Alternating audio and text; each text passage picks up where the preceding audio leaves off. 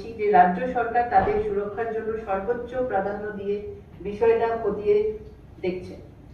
এর জন্যই আপনাদেরকে আজকে ডাকা। এটা আপনাদের মাধ্যমে আমরা সবাইকে জানাতে চাই। এটা নিয়ে আমরা পুরো জিনিসটাকে নিয়ে আমরা কিন্তু ইমিডিয়েটলি স্টেপস নেওয়া হয়েছে এবং যাতে সব জিনিসটা সুষ্ঠুভাবে চলে, কোনো আতঙ্কিত যাতে মানুষ না হয়, সেটার জন্যই আজকের এই প্রেস মিট।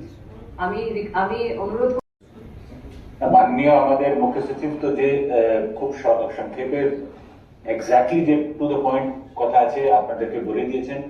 এর মধ্যে আর কিছু আমার যোগাযোগ নেই, কি জাস্ট এটাই আছে কি আমরা সবসময় প্রস্তুত আছি। We will take all steps to ensure that all our people in the state সব সুস্থ থাকুক আর সেফ থাকুক, এটা আমাদের সবসময় চেষ্টা থাকবে। Thank you. মাননীয় সিএস ম্যাডাম আপনাদের বলেছেন, ডিজি সাহেবও বললেন, আমাদের কলকাতার ক্ষেত্রে বলতে পারি দুটো কোর্টে, সিটি কোর্ট এবং ব্যাংশন কোর্টে একটা মেল আসে, একটা বোমাতঙ্কের মেল, সঙ্গে সঙ্গে একটু দেরি না করে আমাদের ডিটেকটিভ ডিপার্টমেন্টের bomb detection and disposal squad BDDS তারা যায়, পুরো জায়গায় তল্লাশি চালায় এবং বিচারপতিদের সঙ্গে তারা কথা বলে, তাদের নিরাপত্তার ব্যাপারে আশ্বস্ত করা হয় এবং পুরো তল্লাশির পরে কোথাও কোনো সন্দেহভাজন কিছু মেলেনি। কিন্তু আমরা সর্বোচ্চ গুরুত্ব দিয়ে বিষয়টা দেখেছি এবং বিচার ব্যবস্থা এবং বিচারপতি এবং যারা বিচার প্রার্থী তাদের নিরাপত্তা আমাদের সর্বোচ্চ অগ্রাধিকার। আমরা সেইভাবেই বিষয়টা দেখেছি, আতঙ্কের কোনো কারণ নেই। আর এই মেলটি ও ছিল এবং মেলটি কে কি কারণে কোথাও করেছিল সেটাও আমরা খতিয়ে দেখব। অযথা আতঙ্ক ছড়ানোর যদি চেষ্টা কেউ করে থাকেন, কেউ বা তারা করে থাকেন, তাদের বিরুদ্ধে সেটাও খতিয়ে দেখে আমরা কিন্তু কঠোর আইনি ব্যবস্থা নেব। আপনাদের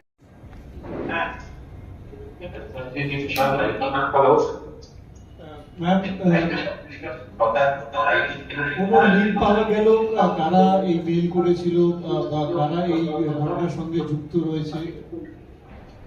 হ্যাঁ, আমরা ওটা দেখছি, এই মেল কারা করেছিল। মেলের তো একটা ট্রেল হয়, আমাদের সাইবার ক্রাইম শাখা এবং আমাদের ডিটেকটিভ ডিপার্টমেন্ট দেখছে।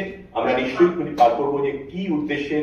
এটা তো বোঝাই যাচ্ছে কোনো দুরভিসন্ধিমূলক উদ্দেশ্য নিয়ে এই মেলগুলো করা হয়েছে একসঙ্গে বহু জায়গায়। কে বা কারা করেছে আপনাদের বললাম, যারা এই দুরভিসন্ধিমূলক উদ্দেশ্যের সঙ্গে জড়িত তাদেরকে চিহ্নিত করে আমরা প্রয়োজনীয় আইনি পদক্ষেপ নিশ্চয়ই নেব, আপনাদের জানিয়ে দেব। আচ্ছা, নন্দিনীর কাছে একটা প্রশ্ন, সেটা হচ্ছে এটা কি কোন রকম ভাবে কোর্টের কাছে ব্যাহত করার জন্য করা হলো উদ্দেশ্য প্রণোদিত ভাবে?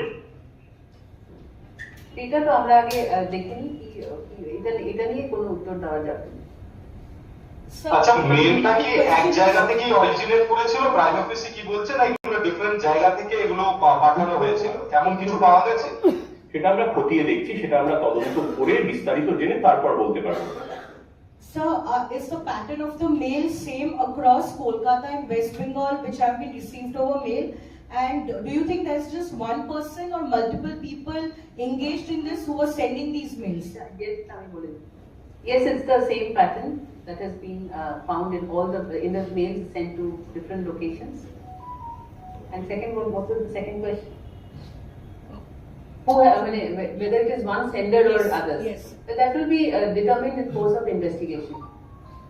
Ma'am, I have a question whether this mail or this fact is anyhow related to delaying the SIR process, as you know that district judges are being involved in that. The district judges are all working right now in their respective areas, and the state government is committed to providing them all security and ensuring that they are able to discharge their functions effectively, because the time is very short for us, and therefore we have assured them of all assistance and all security support from the government. Ma'am, একটা question ছিল, সেটা হচ্ছে যে আমরা সবাই জানি যে বিধানসভা ভোট এগিয়ে আছে, এরকম একটা খুবই সংবেদনশীল সময়, সেখানে একের পর এক এই ধরনের মেল ট্রেল আসছে আমাদের কাছে। আমি জাস্ট একটা প্রশ্ন, যে সাইবার সিকিউরিটিকে কতটা এনহ্যান্স করা হচ্ছে এই ধরনের ঘটনাগুলোকে আরো দেখার জন্য বা এগুলোকে প্রিভেন্ট করার জন্য?